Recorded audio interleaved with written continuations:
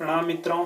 आज पुनः आपकी सेवा में कल अपने इस YouTube चैनल की पुनः लॉन्चिंग और इनॉग्रेशन के पश्चात आज एक नवीन विधा, कल मैंने आपको अपने कुलदेवता घंटाकर्ण का भजन प्रस्तुत करा था, तो आज एक नवीन विधा कविता के रूप में आपके सामने फिर हाजिर हुआ हूँ। दोस्तों, ये कविता अपने में यथार्थ को संजोए, अपने अपने में प्रेरणास्पद तथ्यों को संजोए और शब्द शब्द में माँ सरस्वती की आवाज को समेटे हुए उनके ज्ञान चक्षुओं के आशीर्वाद से परिपूर्ण कविताएं होती हैं।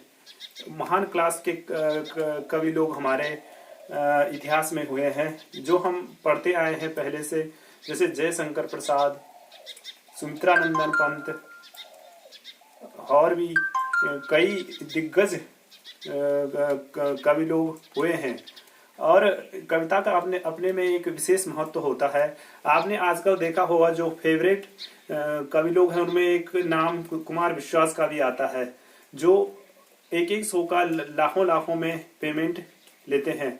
लेकिन खैर मैं उस कैटेगरी का तो नहीं हूँ, लेकिन आपको अगर इस माध्यम से YouTube चैनल के माध्यम से मुझे सब्सक्राइब और शेयर दिनों दिन बढ़ते हुए में मिल जाएं, तो उसी में संतुष्ट रहकर मैं इनकरेज होऊंगा। और इनकरेज होने के बाद जो उत्साह मेरे अंदर होगा, उसमें जो कृपा और आशीर्वाद के फलस्वरूप मैं प्राप्त करूंगा, उसके फलस्वरूप मैं आपको समय समय पर उसे सूचित कर दृश्य पटल के सामने बोलो।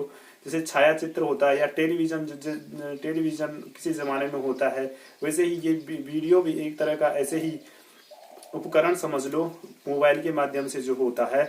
तो आज मैं कविता जो पहली प्रस्तुत करूंगा, उससे पूर्व मैं आपको इसका एक जिसे कहते हैं भूमिका बनाने की कोशिश में ये पंक्तियां आपको प्रस्तुत कर रहा हूं। पंक्तियां कविपन से लिए नहीं हुई हैं, पंक्तियां साधारणतया हैं और ये कुछ बातों को इंगित करती हैं। जैसे मैंने 2015 में अपना फेसबुक अकाउंट खोला था, और जो मैंने फेसबुक अकाउंट खोला था उसमें 97% में केवल पोएम ही डाला करता था, और लगभग 206 पोएम मेरी इन 5 सालों के मध्य उसमें पड़ गई थी। और 205 में से मैंने 10 पोएम किसी कारणवश डिलीट कर दी थी। बाकी जो थी उनमें से 3% ऐसी थी जो श्रृंगार रस से ओतप्रोत थी, और उनमें भी मैंने 2 को डिलीट मार दिया था। बाकी जो थी वो विशेषतः अध्यात्म और प्रेरक प्रसंग और किसी समसामयिकी पर आधारित थी। इसके अलावा मैं आपको एक बात और बता दूं कि मां शारदे की ऐसी कृपा है कि मैं किसी टाइटल को पकड़ूं या किसी शब्द को ही पकड़ूं, अगर वह अपने में किसी मीनिंगफुल लिए हुए होता है तो मैं उसी को खींचकर कुछ लाइनें ऐसी बना देता हूं कि सामने वाले को लगे कि यह एक कवित्व के कगार पर या कवित्व के मार्ग पर आगे बढ़ रही लाइनें हैं। किसी को पसंद आती हैं, किसी को नहीं आती हैं, अपना अपना नजरिया है दोस्तों। इसमें मैंने कोशिश करी है कि मैंने क्लिष्ट शब्दों का प्रयोग करा है। क्लिष्ट शब्दों का कईयों ने मुझे बोला कि सरल भाषा में लिखो, तो सरल भाषा में लिखने पर वह साधारणतया बोलचाल की भाषाएं होती थी। तो जो मैं अब से आपके सामने कविता लेके आऊंगा, मैं क्लिष्ट शब्दों को लेके ही उसमें निहित करने की कोशिश करूंगा। अगर न हो तो और भी अच्छा है, अगर सरल में भी वो इतना लगे कि थोड़ा प्रभावकारी है। लेकिन क्लिष्ट शब्दों के होते हुए मैं उनका व्याख्यान भी आपको थोड़ा बहुत देता रहूंगा, जिससे आपकी समझ में थोड़ा बहुत आ जाए। अंत में संगीत से तो मेरे वंशजों का पुरानी पीढ़ियों तक कोई लेना देना नहीं था, लेकिन एक सत्य जो मैं आपको आज उजागर कर रहा हूं कि मेरे पिताश्री जिनका देहावसान सन 2010 में हो गया था, वो प्राइमरी मतलब प्राथमिक स्कूल में हेड थे, और मैं ग्रेजुएशन कर रहा था SRT कैंपस से। तो मैं एग्जाम के दौरान अपने पिताश्री के साथ ही रहता था और वहीं से अप डाउन करता था कॉलेज तक, फिर कमरे पे आना। खैर जो भी होता है, बात को लंबी नहीं बढ़ाऊंगा। मैं केवल कहने का आशय ये है कि मैंने एक दिन उनके कुछ कागजातों में 2 कागज ऐसे पाए जिसमें उनका खुद कुछ लिखा हुआ था और वो एक कविता की तरह प्रतीत हो रहे थे। ये बात आज तक मेरे परिवारजनों को मालूम नहीं थी, खाली मुझे ही मालूम है और अब सभी को हो जाएगी। खैर कोई गलत काम तो नहीं था कि उजागर हो, चाहे जो भी हो, लेकिन मैंने खुद भी किसी को बताया नहीं। लेकिन मुझे प्रसन्नता है कि वो 2 कागजों में मुझे जो लाइनें मिली थी वो मुझे कविता परक लगी थी। और फिर मैंने उसका संज्ञान कई जगह लिया, लेकिन मुझे कहीं भी ऐसा नहीं मिला कि उन्होंने इसका कोई कॉपी करा हो। तो अपने में खुद नूतन था, खुद नवीन था।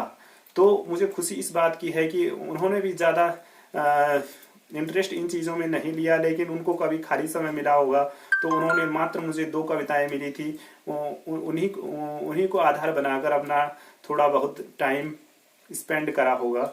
तो मुझे खुशी इस बात की है कि हमारी वंश परंपरा में मेरी एक पीढ़ी पहले मेरे पिताश्री थे।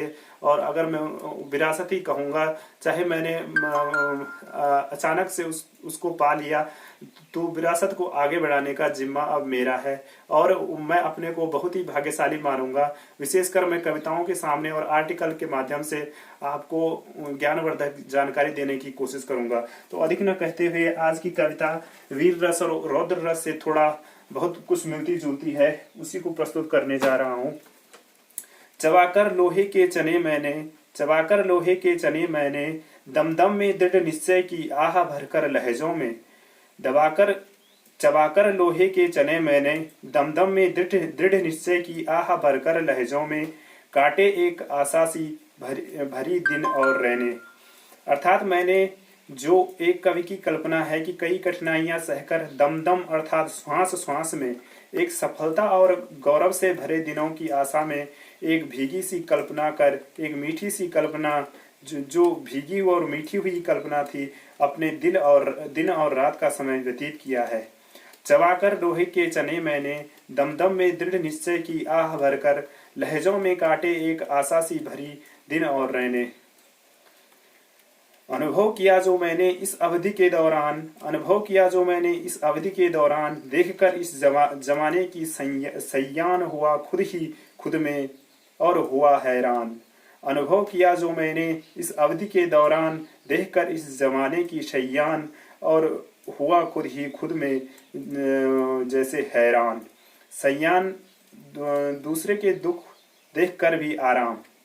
तत्संयान का तात्पर्य मैंने, ये मेरा नया नवोदित शब्द है, कहीं और मिल जाए तो संयोग कहिएगा। संयान अर्थात दूसरों के दुख को देखते हुए भी जैसे किसी सैया पर लेटे हुए हैं, यही होता है संयान। और इसमें अभी मैं एक बात और जोड़ना चाहता था, ऐसे ही शब्द आपको और भी मिल जाएंगे और मैं उनकी व्याख्या जरूर करूंगा। देखकर जमाने की दुष्टता, अपना केवल स्वार्थ ही स्वार्थ और क्रूरता। देखकर जमाने की दुष्टता, अपना केवल स्वार्थ ही स्वार्थ और क्रूरता। बाहर से हो गया जैसे इतना कठोर, भगवान भास्कर की उन ज्वालामुखी की ज्वालाओं से भी ये जज्बात पिघल नहीं पाए हैं। बाहर से हो गया जैसे इतना कठोर, भगवान भास्कर की उन ज्वालामुखी की ज्वालाओं से भी जैसे ये जज्बात पिघल नहीं पाए हैं। और अंतःस्थल में खात्मा करने को दुष्टों का, और अंतःस्थल में खात्मा करने को दुष्टों का, रणभेरी का सांकेतिक पांचजन्य जैसे शंख मधुसूदन का बजा हुंकार तीनों लोगों को प्रकंपित कर कुरुक्षेत्र के उस अद्भुत रण का छाया चित्र सा जैसे बनाया है। और अंतःस्थल में खात्मा करने को दुष्टों का, रणभेरी का सांकेतिक पांचजन्य जैसे शंख मधुसूदन का बजा हुंकार तीनों लोगों को प्रकंपित कर कुरुक्षेत्र के उस अद्भुत रण का छाया चित्र सा जैसे बनाया है। मेरी यह रौद्रता कागजों में ही न सिमट जाए, मेरी यह रौद्रता कागजों में ही न सिमट जाए, इसलिए इनका सहारा ले मैंने कोशिश कर जतन से तुम्हें भी जगाया है। मेरी रौद्रता केवल इन कागजों में ही न सिमट जाए, इसलिए इन शब्दों का सहारा ले मैंने कोशिश कर जतन से तुम्हें जगाया है। मैं किसी दुश्मन के रौब से घबरा जाने वाला कोई योद्धा नहीं। मैं किसी दुश्मन के रौब से घबरा जाने वाला कोई योद्धा नहीं। ना मिला अद्यतन तक मुझ सम योद्धा सो काल चक्र में जैसे खोजने को आतुर सा जामवंत सम क्रोधा हूँ। मैं किसी दुश्मन के रौब से घबरा जाने वाला कोई भी योद्धा नहीं। ना मिला अद्यतन तक मुझ सम योद्धा सो काल चक्र में जैसे खोजने को आतुर सा जामवंत सम एक क्रोधा हूँ। दीन ए इलाही और प्रेम संदेश का वह इतिहास में दीन ए इलाही और प्रेम संदेश का वह इतिहास में अंकित हुआ अकबर ए जोधा हूँ। मैं किसी दुश्मन के रौब से घबराने वाला कोई योद्धा नहीं। दीन ए इलाही और प्रेम संदेश का वह इतिहास में अंकित हुआ अकबर ए जोधा हूँ। इन पंक्तियों का भावार्थ काल चक्र का सांकेतिक है, न किसी व्यक्ति विशेष का। करने समूल विनाश अब दुष्टता का मैंने समंदर की तरह अपना रक्त और स्वेद बहाया है। करने समूल विनाश उस दुष्टता का मैंने समंदर की तरह अपना रक्त और स्वेद बहाया है। विनाशक हुआ इस कदर कि माँ महाकाली की तरह लहू देश भक्ति की तरह अपने माथे पर इस भारत भूमि के लिए जैसे अपने सर पर टीका लगाया है। दोस्तों, स्वेद कहते हैं पसीने को, और रक्त का एक अर्थ होता है लहू। लहू अर्थात खून, और रक्त का एक अर्थ लाल भी होता है। लाल रंग से तात्पर्य भी इसका है। करने समूल विनाश उस दुष्टता का मैंने समंदर की तरह जैसे अपना रक्त और स्वेद बहाया है। विनाशक इस कदर बना कि महाकाली की तरह देशभक्ति की खातिर लहू अपना भारत माँ की रक्षा के लिए जैसे माथे पर सजाकर टीका लगाया है। स्वेद अभी आपको बताया पसीने के लिए कहते हैं। -डिग्री की बर्फ हो या हो धधकती सी ज्वाला किसी रवि की, -डिग्री की बर्फ हो या हो धधकती सी ज्वाला किसी रवि की, फिर भी फूटेंगे नवांकुर आनंद ये आनंद के। -डिग्री की बर्फ हो या हो धधकती सी ज्वाला किसी रवि की, फिर भी फूटेंगे नवांकर आनंद ए आनंद के। दर्जे पर दर्जों में भरकर आह जैसे दृढ़ निश्चय के दमदम की केवल सिर्फ लहजों और लहजों में, फिर भी फूटेंगे नवांकुर आनंद ये आनंद के। दर्जे पर दर्जों में भरकर आह जैसे दृढ़ निश्चय के दमदम की केवल सिर्फ लहजों और लहजों में। दोस्तों, दर्जे पर दर्जों में, दर्जा तो वो कहते हैं जैसे कक्षा पास हो गई, दर्जे पर दर्ज कक्षोत्तर बढ़ता हुआ, कक्षोन्नति करता हुआ, एक कक्षा से दूसरी कक्षा में जाता हुआ, और दर्जों में ऐसे फिर जो एक कक्षा से दूसरी कक्षा में गया और दूसरी कक्षा से एक लिमिट होती है, लेकिन एक लिमिट ऐसी भी होती है कि उससे उच्च शिक्षा प्राप्त करने के बाद एक स्टेज ऐसी आती है कि दोबारा पढ़ने के लिए कितनी भी डिग्रियां हासिल कर दो, लेकिन उससे ऊपर की डिग्री कोई हासिल नहीं कर सकता। इसलिए कहने का मतलब ये है, जो थोड़ा जरा आवेश में आया हुआ है और उसको क्रोध है वर्तमान की इन समसामयिकी दुष्टों, आतंकवादियों और उन जमातियों को कहने में कोई गुरेज नहीं करूंगा, जिस कारण से आजकल थोड़ा क्या बहुत ही अधिक नुकसान केवल न इस देश को बल्कि संपूर्ण अंतरराष्ट्रीय समाज को है। तो दर्जे पर दर्जों में भरकर आह जैसे दृढ़ निश्चय के दमदम की, दृढ़ निश्चय दमदम अर्थात श्वासों में भी दृढ़ निश्चय भर दिया, श्वासों में भी संकल्प ले लिया, केवल सिर्फ लहजों और लहजों में। और जवाने को बताया कि ये तो मेरा लहजा है, लेकिन ये बताया नहीं कि दमदम में मेरे अंदर कितनी पावर है और कितनी ऊर्जा और कितनी रौद्रता से जो भावनाएं प्रकट हो रही हैं उनको मैंने दबाया है, और वक्त आने पर आपको बता दूंगा।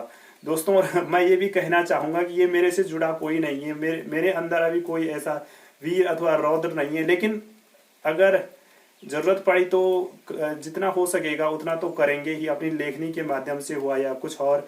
लेकिन जो इसको सुने उन्हें जरूर गौर फरमाइएगा, और उनसे जो बन सके, जितना उनके वश में होगा, समाज हित में, देश हित में अवश्य करेंगे। इसी में सभी का पुण्य उन्हें बहुत मिलेगा, सभी को लाभ होगा।